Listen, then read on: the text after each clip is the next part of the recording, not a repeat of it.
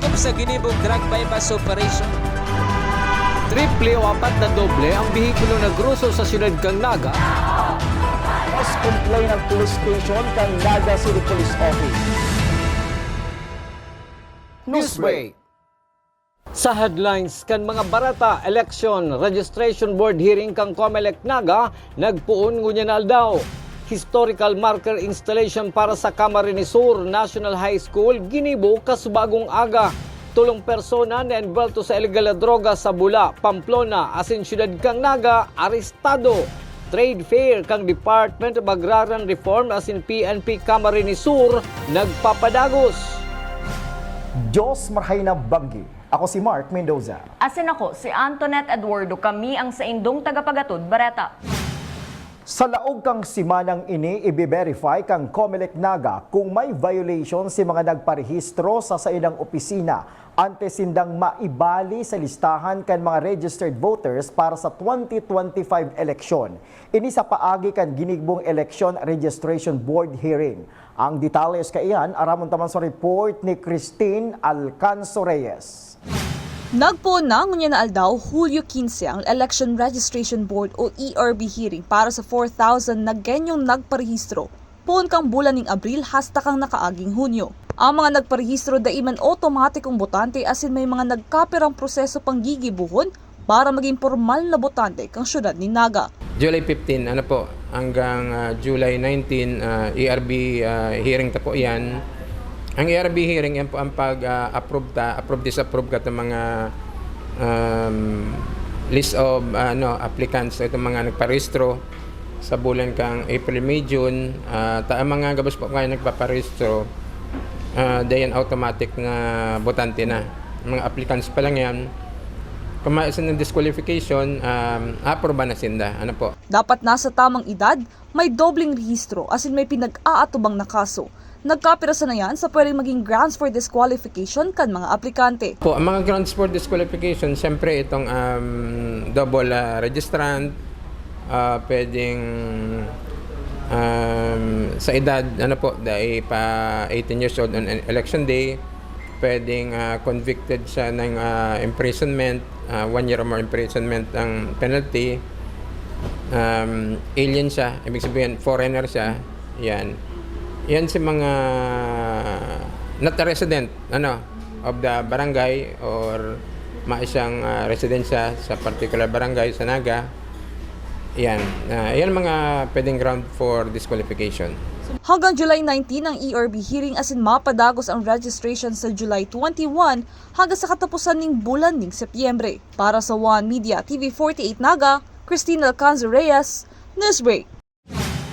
Mientras tanto, kinumpirmar ni Attorney Ebet Salvadora, election officer kan Comelec Nabua, na igwaman sindang 1,580 na nagparehistro kang Abril 1 abot Hunyo 30. Na iyo ang dadangugon sa Election Registration Board. Sa Camarines Sur, sabay-sabay na nagkakaigwakan sa inang ERB hearing ang mga opisina kan Comelec sa mga banwaan bilang parte kang sa inang preparasyon sa paabuto na eleksyon sa masunod na taon. Padagos sa mga Bareta, mga drainage system sa syudad ni Naga, kaipuhan ni andam ngunya na panahon ni La Nina, sabi kan CDRRMO kan Naga. Ang detalye sa report ni Christine Alcanzo Reyes.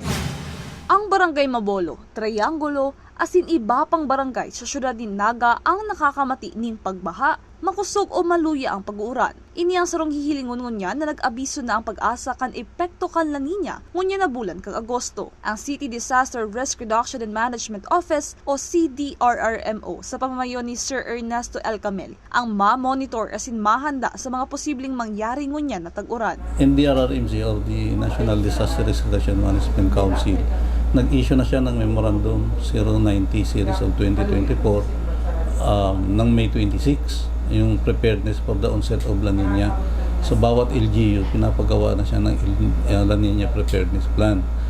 After ito ng dineclare ng pag-asa na papasok na yung La Nina sa atin. Pero sa ngayon, meron tayong window.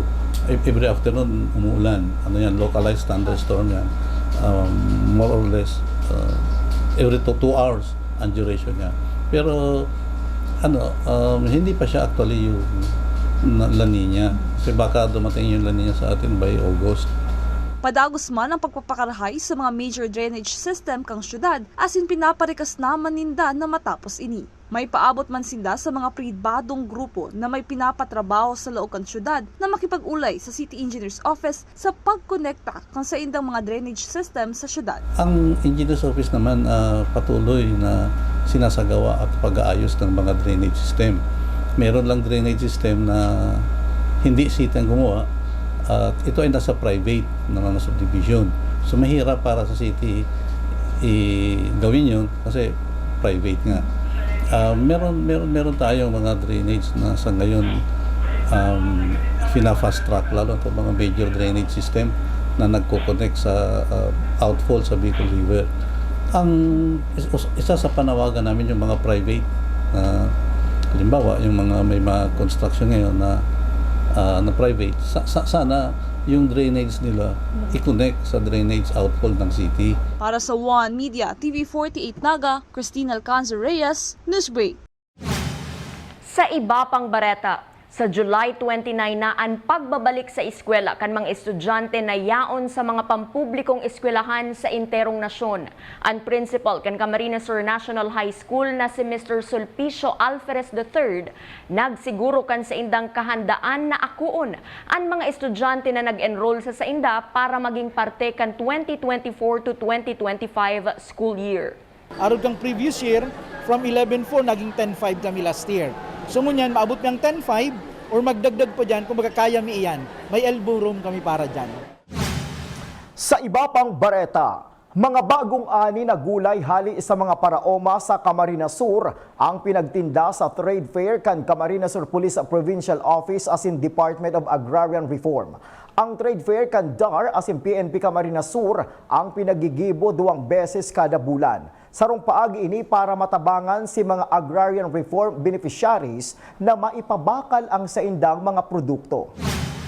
Sa pagbabalik kang Newsbreak, 3 persona na imbuelto sa illegal na droga sa Naga asin Camarines Sur, arestado. Iyan asin iba pang mga bareta sa pagbuelta kan One Media TV 48 Naga Newsbreak. Dakop sa ginibong drug bypass operation. Triple o 4 na doble ang bihikulo na gruso sa siyudad kang Naga. Mas complain ng police station kang Naga City Police Office. Newsbreak. We invest in shaping the future of healthcare. Our investment in the state-of-the-art facilities and the latest equipment means our students gain hands-on experience with the current technology driving the healthcare industry forward. From immersive laboratories to AI-powered patient model simulators to innovative learning environments, our graduates are prepared to meet the challenges of modern healthcare. The Naga College Foundation, College of Health Sciences, your premier leap to becoming a champion of healthcare. Flight attendants, prepare for takeoff, please.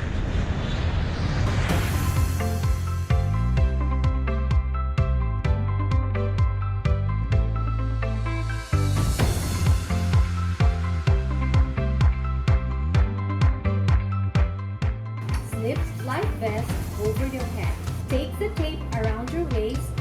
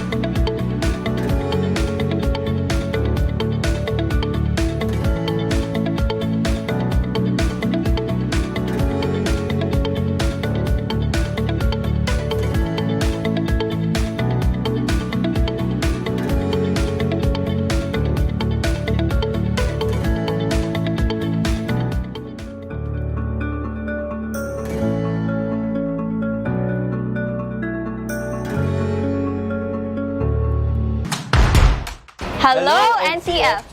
Welcome to the Naga College Foundation Incorporated.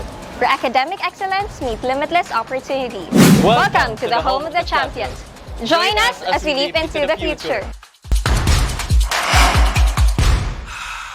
NCF is committed to providing state-of-the-art facilities to nurture the next generation of professionals. Our first-class facilities are designed to empower our students and equip them with the skills and knowledge needed to excel in their chosen field. Here at NCF Wings, you are a step closer to your dream of becoming a flight attendant. This is the first cabin crew training in Bicol. But at the heart of it all is the newly constructed College of Criminal Justice Education building. The Naga College Foundation Incorporated is one of the 10 schools in the Philippines recognized by the Commission on Higher Education as the Center of Development in Criminology. Our classrooms are designed to facilitate interactive learning, Strategically designed to support collaborative discussion and critical thinking. This building is home to Bicol's first world-class indoor firing range, which provides our students first-hand training in ensuring that they are proficient in firearm safety and marksmanship. from crime scene simulation laboratories to forensic science facilities. NCF CCJE has a wide range of specialized resources to prepare its students for various career opportunities in criminal justice. Unlock your potential today. Join us as we leap into the future. Join the Naga College Foundation College of Criminal Justice Education.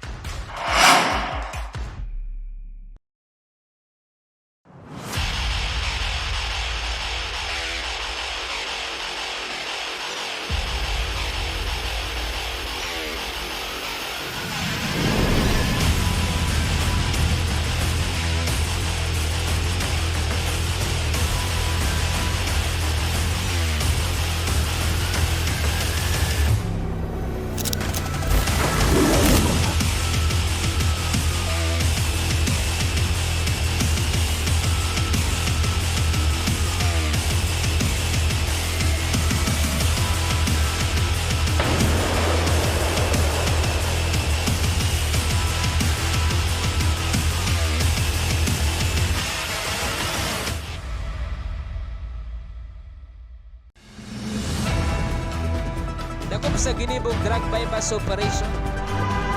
Triple o apat na doble ang bihikulo na gruso sa siyudad kang Naga. Mas complain ng police station kang Naga City Police Office. Newsbreak.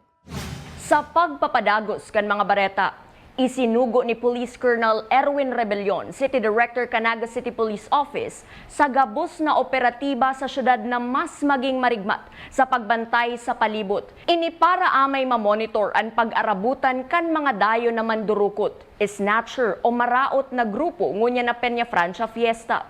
Maging si Police Lieutenant Colonel Dario Sola, Deputy City Director for Administration, da ipinagigilid ang posibilidad na may import na mag-arabutan sa syudad ni Naga. So kaya kanina, sabi, paigtingin pa rin yung lahat ng operatiba na nasasabi natin as Intel Community is magkaroon ng premium of their discharge of mandate to monitor all streets around Naga City. Kasi may mga na-identified. So pag-identified, hindi pa naman natin pwedeng hulihin. Kasi wala pa naman silang ginagawa. Pero dahil identified na sila, so binabantayan. Sa satuyang police report, duwang street-level individual sa paggamit ng illegal na droga ang naaresto sa paagi ng search warrant operation sa magkasuway na police operation sa Bulaasin, Pamplona, Camarines Sur. Aramon taman ang kompletong detalles kaiyan sa report ni Melvin Machado. Sa search warrant operation kasunma sa Zone 2 Barangay Tambo, Pamplona, Camarines Sur na aresto ang suspect na si alias Toto, 35 years old, habal-habal driver, kan kaparehong bandwa na kinukonsiderar na street-level individual. Nakumpiskara si na-recover sa suspect ang duwang sachet ng pinagtutubudan illegal na droga na nagkakantidad 2,040 pesos. Sa Bula, Camarines Sur, 3 pidaso ng medium heat-sealed plastic sachet asin 4 na saradit na plastic sachet nin subot may laman nin shabu ang na-recover sa suspect na 54 years old sa Rumparauma asin residente kang nasabing banwaan.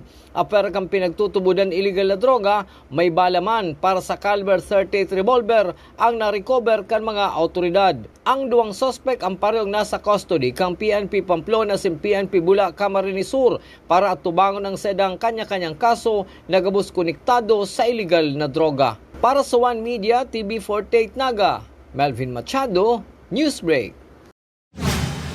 Sa iba pang police report, 5 plastic sachet nin pinagtutubodang shabu ang na-recover kan mga operatiba kan Police Station No. 5 matapos ang ginibong anti-illegal drug buy bust operation sa suspect na si alias Kambal, kasuudma sa barangay Mabolo, Syudad Dinaga.